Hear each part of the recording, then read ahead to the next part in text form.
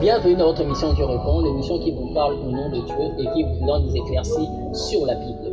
Nous allons parler aujourd'hui du péché. Qu'est-ce que c'est, comment l'éviter et surtout comment vivre avec.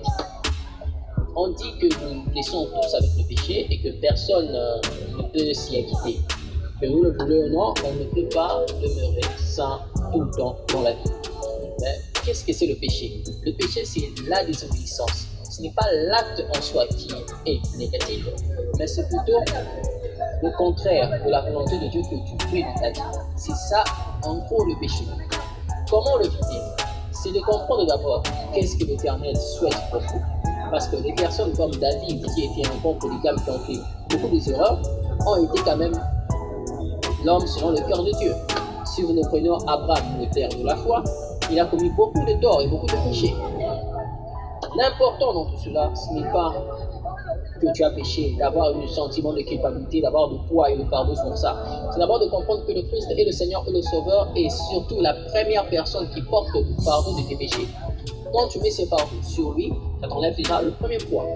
La deuxième des choses, c'est de comprendre pourquoi tu as péché et comment tu dois faire pour ne pas retomber dedans.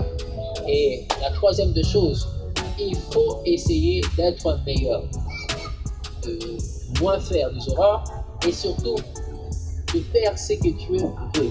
Aider son prochain, aider ta propre personne à évoluer, à s'épanouir et à avancer. C'est ça un peu le message que j'avais aujourd'hui par rapport au péché, comment l'éviter, comment avancer dans sa vie malgré cela. Il ne s'agit pas de faire un gros requiem, ni d'aller sur le confessoir faire de gros patati patata.